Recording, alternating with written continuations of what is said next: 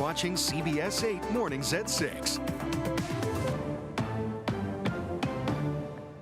Thank you so much for joining us and watching our show. 6 a.m. now on this Tuesday. I'm Eric Connert. And I'm Netta Irampour. And a lot of people getting back to work after maybe a longer weekend, back in the swing of things.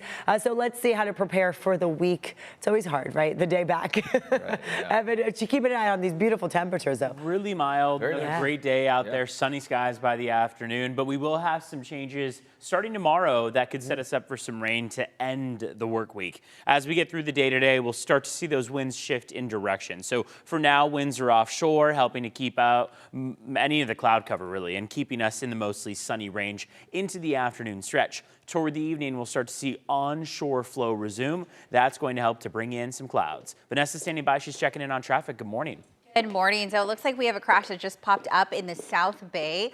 And this is where a lot of people travel to get northbound in from Chula Vista National City 54 West, right where it intersects with the 5 freeway. That's involving 2 cars. So you may want to opt for the 805 to get around that crash. Meanwhile, let's go ahead and give you a live look outside. This is one of my favorite shots by far. This is the 5 in both directions right at Sassafras.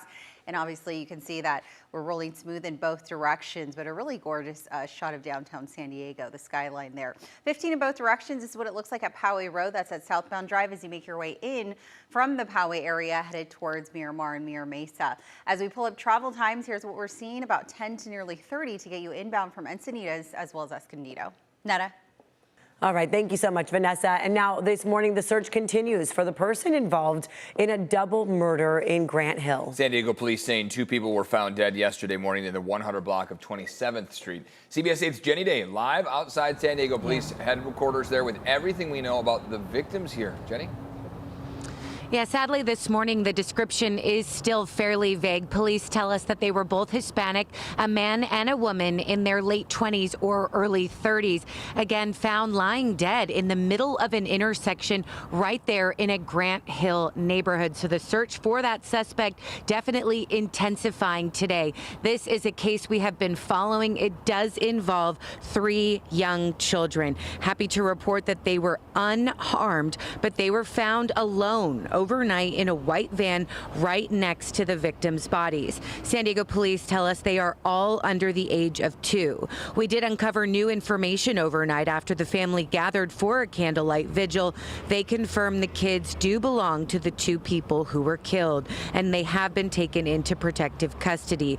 Again, this happened just after midnight yesterday morning, so it's still unclear why the family was even out so late. Police do not believe, though, that this was a murder-suicide.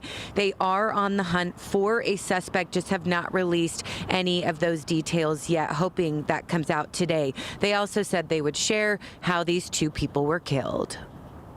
Upsetting to see that, there's crime like this happening in my neighborhood. Definitely a blessing. That's good news to hear that the children were found safe, but it is, unimaginable to what happened before or what the children may have seen. No doubt about it, this investigation remains ongoing. If you have any information, police certainly do want to hear from you. You can also remain anonymous by calling Crime Stoppers. We'll stay on top of it. We are live this morning from downtown. Jenny Day, CBS 8. This morning, San Diego Unified's crisis response team will be at McKinley Elementary School. This comes after a 6-year-old student, a first grader, was killed by a hit-and-run driver in Pacific Beach. This happened over the weekend. CBS 8's Chris Groh live outside of the school with what we're learning about the victim and the person that's now under arrest. Chris. Yeah, good morning, guys. A lot to unpack here. We'll start with McKinley High School. Counselors will be made available to those students, teachers, and staff that attend here who, again, likely knew Hudson O'Loughlin, the 6-year-old boy who was killed in this tragic hit and run, and are likely still, again, mourning him just here freshly off of what unfolded on Saturday, where Hudson was killed by that hit and run driver in Pacific Beach. He and his family were riding bikes that day near a sidewalk along Pacific Beach Drive. They were there after having lunch. As Hudson crossed the alley, a Jeep hit the boy. Witnesses say the driver stopped for 10 seconds before driving off. Now, memorial has grown at the spot where Hudson was hit. We have heard from a number of people who have said that they knew Hudson, and as well as parents in the area who feel that that intersection in particular near Pacific Beach Drive and Ingraham, that is a very dangerous one, and that is one that is frequented by children, especially on their bikes during the day. Here's what one father told us. Heart aches. I'm so hurt for the family and the father, and I pray that weight is lifted. This is we're all the 6-year-olds bike every day. So we live in the neighborhood and we bike this all the time on the sidewalk here. Now, as for the driver, she has been arrested and she has been identified as 32-year-old Tiffany Sanchez. She's charged with vehicular manslaughter without gross negligence, hit and run causing death, and driving without a license. As soon as we know more about when she will be arraigned, we'll update that part of the story. But for now, we'll send things back to you in studio. All right, Chris, thank you. 4 men accused of a murder 21 years ago are expected to be arraigned this morning. This is a police sketch of one of the suspects arrested for the stabbing death of 22-year-old Ryan Cunningham. Police say they attacked Cunningham at a Chula Vista restaurant in March of 2004. One suspect has been in police custody since December. The other 3 were arrested last week. Today, we are now expected to learn more about a proposed tax on vacation homes. Council member Sean Ela Rivera says thousands of homes in San Diego sit empty or operate as vacation rentals. He will be joined by school leaders to talk about how students are being priced out of living here. But critics worry the tax could harm working class property owners. The proposal still has to be approved by City Council before it becomes a ballot measure. All right, let's take a peek outside here, taking a look at some of the wind gusts. Changing. Yeah, changing Winds in are direction. changing. That's going to be kind of the biggest theme of the next 24 and 48 hours is we're transitioning away from the bout of sunshine and warmer than normal temperatures, mainly with those winds coming out of the east here, and then that shift back to onshore flow by the afternoon stretch. Wind gusts and wind speeds, not all that dramatic. Again, as we've talked about in days past, we are more watching the wind direction as the telltale sign of a change in the weather.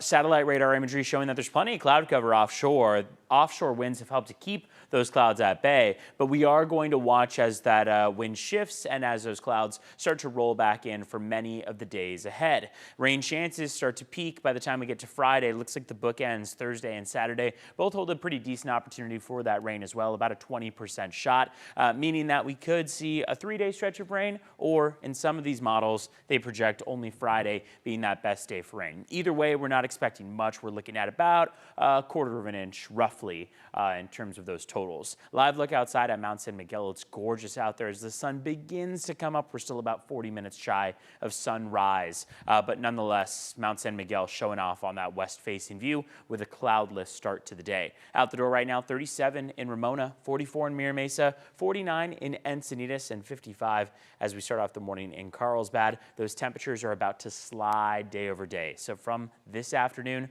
all the way through the end of the week and the weekend, we can see some cooler temperatures in play. Again, don't expect any of that to really be noticed much this afternoon, but beginning tomorrow, we'll start to see the influx of clouds as onshore flow resumes, maybe even some fog in the morning stretch. And then those afternoon highs will leave the 70s and 80s behind. We'll all start to move down to the 60s from about Thursday through Saturday, especially cooler on Friday. Vanessa standing by with a check of traffic on our Tuesday. Good morning. Good morning. It's close to 6:10. We are still tracking this crash out in the South Bay, and this is likely going to slow things down if you take the 54 to the 5. So it's involving 2 vehicles. Reportedly, there's a ton of debris scattered in the lanes.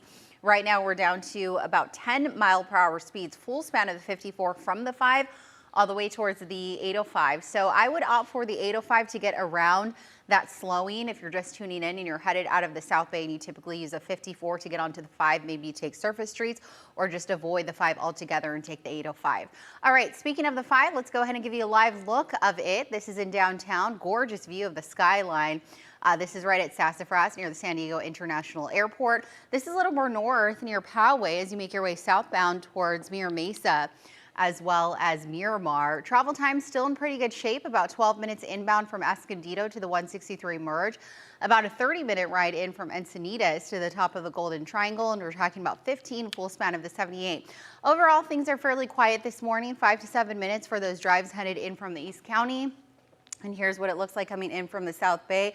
Remember, we're pretty slow and go due to that crash from the 54 up to the 8. About 12 minutes, now about a 15-minute ride in from San Isidro to the 94. All right, let's go ahead and pull up those border wait times and see what we're tracking. Over an hour to get you inbound from San Isidro's port of entry, about an hour and a half. Inbound from Otay Mesa to cross the border this morning.